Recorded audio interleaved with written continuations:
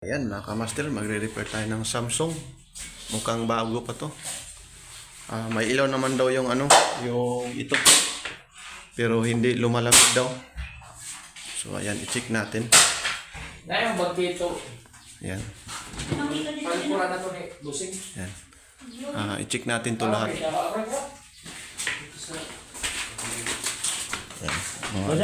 Busy dito yung mga tao. May nagluluto. Okay, dito tayo magre-repair. So buksan natin to para malaman natin yung kung may problema, may breaking error po dito. Ayan.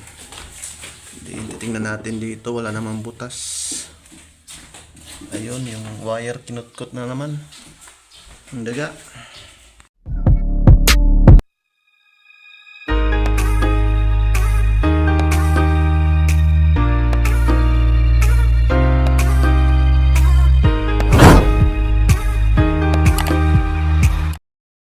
Buksan natin ito. Ito. Then, buksan natin to. Tapos pagkatapos, iyan natin yung dalawa. Ganyan mo lang. Ayan mga kamaster, buksan natin. So, i-check natin yung fuse. As din, sensor din defrost heater. Yan yung kulay dilaw, yun yung sensor. Dapat may makuha tayo na 4 to 0.5 key ohms. Din yung isa fuse at may i-buzzer natin. Din yung defrost heater yan sa baba. Dapat may makuha tayo na 100 to 300 ohms pataas. So, ganyan lang tanggal. I-press mo lang to. Tester na natin yung kulay dilaw. Dapat may makuha tayo na 4.5 key ohms. Ayan, naka-resistance tayo.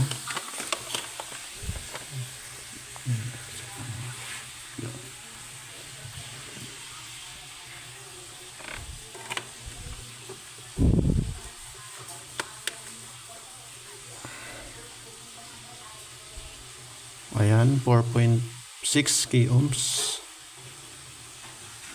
Then yung fuse.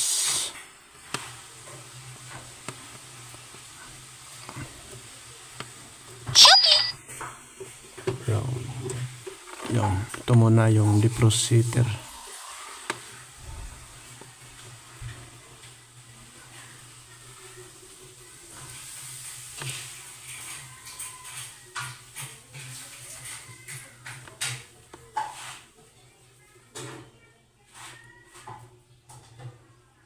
Ayan, 500.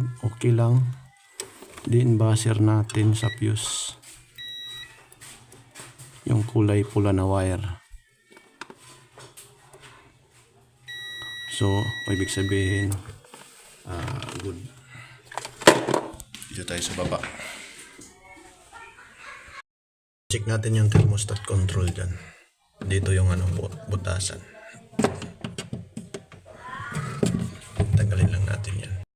Ayan yung mga master yung laman. So, dyan natin kinuha yung wire. Dapat may makuha tayo yung kulay blue, 4 key ohms.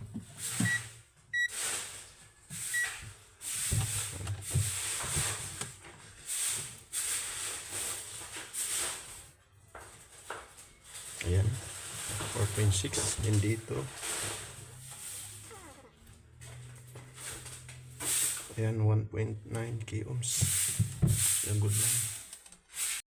Ayan, kinain ng daga. Ayan o. Wala na. Wala na ng dugtong. Ayan, baka ito lang yung problema. Pero mag-check tayo dun sa taas. Idugtong muna natin to. Ayan mga kamaster, i-check natin to. Dapat may makuha tayo na 4 to 0.5 key ohms. So naka-resistance tayo.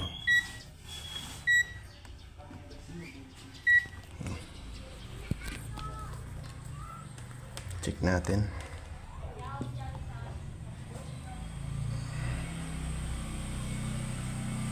Ayan, 4.5 key ohms. Dinugtong na natin mga kamaster yung inat-ngat siguro ng daga.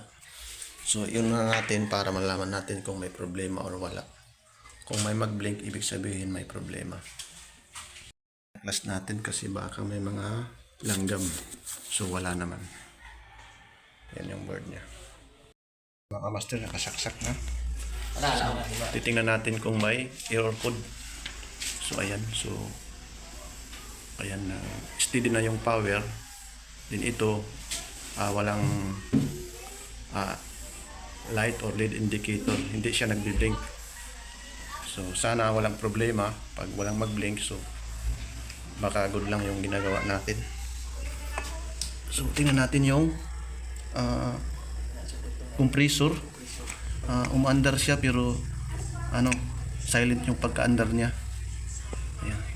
So titingnan natin to kung lumalamig ba. Tingnan natin sa loob kung umaandar. So umaandar yung pan. Ayan, makikita natin. Din dito sa baba. Ayan. So antayin natin to na lumalamig. So lagyan natin to ng baso kung lalamig ba mamaya. Kasi hindi umaandar yung hindi nag-blinking. So ito pala yung ating mga customer at yan yung ating kasama. Boss, lagyan mo ng tubig. Kalahati lang. Lalagay po. Diyan. Sagasa. Yan. Lagay mo. Yan. Testing natin kung wala bang butas o may preyon pa ba o wala na. Ayan. Naka-power dili si ma'am. Ayan, saksak natin.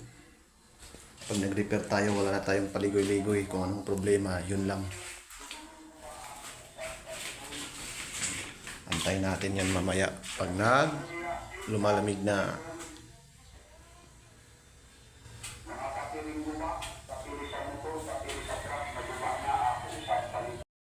Yan mga kamaster, pinaka-importante dito, lagyan to ng tubig para kasi hindi mag-overheat yung compressor nito bago tayo umuwi pag lumalamig na yung natin ginawa.